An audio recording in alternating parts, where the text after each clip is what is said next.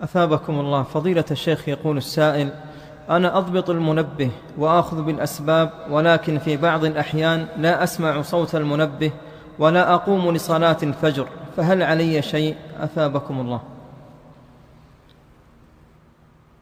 بال أبو مرة كما قال النبي صلى الله عليه وسلم، ذكر له رجل نام حتى طلعت الشمس ولم يصلي الفجر، قال ذاك رجل بال الشيطان في أذنيه. المنبه بجنبك تقول ما سمعته، هذا إبليس، كفانا الله وإياكم شره.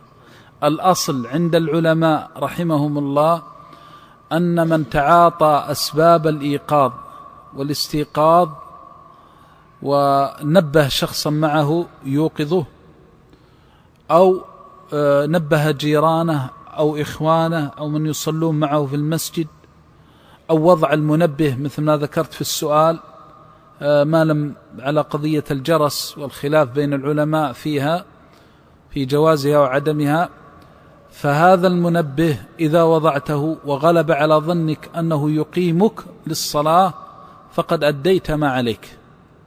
والدليل على ذلك ما ثبت في الصحيحين من حديث حذيفة بن اليمان رضي الله عنهما أن النبي صلى الله عليه وسلم عرس حين قفل من غزوة تبوك ونزل آخر الليل، ولما نزل آخر الليل قبل الفجر بيسير قال: يا بلال اكلأ لنا الليل، يا بلال اكلأ لنا الليل، ومعناه أنه يراقب الفجر حتى ينتهي الليل ويدخل وقت الفجر فيوقظ النبي صلى الله عليه وسلم وأصحابه. فجلس بلال ينتظر الفجر ثم نام رضي الله عنه وارضاه. فنام ونام النبي صلى الله عليه وسلم والصحابة ولم يستيقظوا إلا بحر الشمس. وفي الصحيح أن أول من استيقظ النبي صلى الله عليه وسلم، وأنه كبر عليه الصلاة والسلام. وفي رواية أن عمر أيضا استيقظ وجعل يكبر، فقال عليه الصلاة والسلام: هذا موضع أو موطن حضرنا فيه الشيطان، ارتحلوا. فارتحل عن الوادي إلى واد آخر أو موضع آخر، فتوضأ وأمر بلالا فأذن، ثم صلى رغيبة الفجر، ثم أمره فأقام فصلى الصبح صلوات الله وسلامه عليه. ثم قال: إن الشيطان قد أتى بلالا فما زال يهدئه كالصبي حتى نام. يهدئ، تعرف أنه لما قال له اكلأ الفجر صارت همة بلال في الفجر، فيأتي يقول له: لا ما شاء الله باقي وقت، إن شاء الله ما يفوت الوقت، إن شاء الله الأمر يسير. يهدئ حتى هكذا. ذلك إذا جلست تنتظر شيئا أو تحرص شيئا وأنت تحمل هم أن يأتي مصاب أو تأتي، لأن هذه مصيبة الدين. الناس لا تعرف إذا فاتت صلاة الفجر أو فاتت الصلاة ما فاتها من الخير العظيم والأجر العميم عند الله سبحانه وتعالى. وكان السلف الصالح إذا فاتت الصلاة للرجل يعزى كما لو أنه فقد أعز الناس عليه. فهذا أمر الدين. فإذا كان عندك، ولذلك تجد الرجل يقول: والله تفوتني الصلاة. لماذا؟ لأنه لم يحمل هم الصلاة كما ينبغي، وإلا لو كان الخوف والرجاء فيما عند الله سبحانه وتعالى ما فاتت الصلاة. ولذلك قال النبي صلى الله عليه وسلم: أثقل الصلاة صلاة على المنافقين صلاة العشاء وصلاة الفجر، لو يعلمون ما فيهما لأتوهما ولو حبوا. لو يعلم الإنسان ما فيهما، يعني شهودها مع الجماعة، فما بالك بالصلاة نفسها. إذا كان صلاتها مع الجماعة لو يعلم ما في من خير لجاء الإنسان حبوا، فما بالك بالصلاة نفسها. فهذا يدل على أن السنة عن النبي صلى الله عليه وسلم أن من نام عن الصلاة إذا كان في غرفة ينتقل إلى غرفة أخرى، لأنه قال: هذا موطن حضرنا فيه الشيطان. فكره بعض العلماء أن يصلي فيه. ثم الأمر الثاني دل على أن من أخذ بالأسباب يجوز له أن ينام في ساعة متأخرة.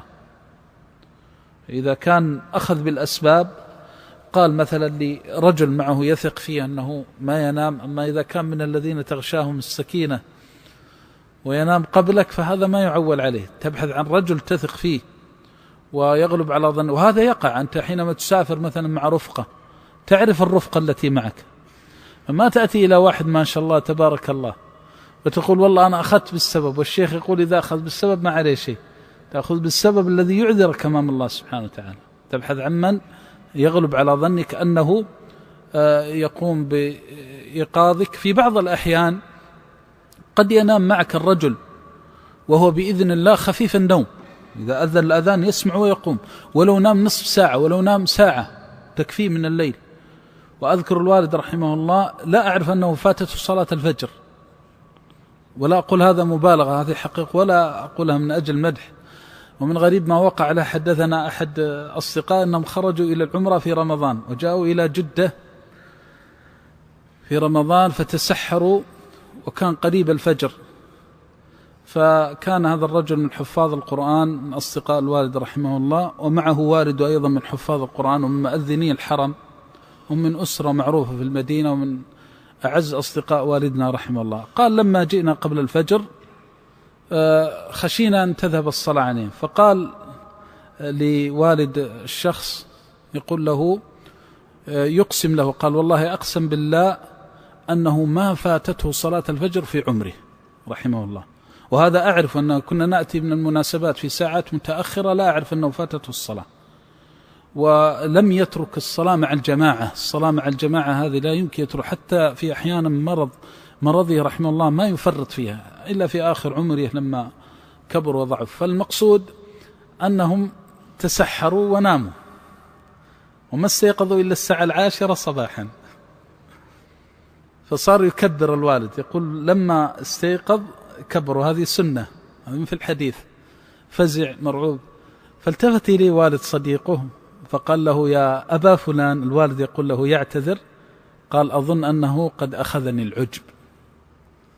ما الوالد يقول قال له قد أخذني العجب، أن الله عاقبني، وهذه نعمة من الله، أن الإنسان إذا عوقب ينتبه، وإذا تحدث بالنعمة لا يتفاخر بها ولا ليس متفاخر، يقول أظن أنه قد أخذني العجب رحمه الله برحمة الله. فالمقصود أن الإنسان إذا أخذ بالأسباب ونام عن الصلاة أنه لا شيء عليه لثبوت السنة عن النبي صلى الله عليه وسلم. وجه الدلالة من الحديث أن النبي صلى الله عليه وسلم لم يؤثم الصحابة ولم يبين أنهم أثموا، وإنما بين ما جرى لبلال، حتى إن أبا بكر رضي الله عنه لما أخبر بلال بالذي حصل له قال أبو بكر رضي الله عنه أشهد أنك رسول الله صلوات الله وسلامه عليه، لأن هذا من أمر الغيب الذي لا يعلمه إلا الله عز وجل، والله تعالى أعلم.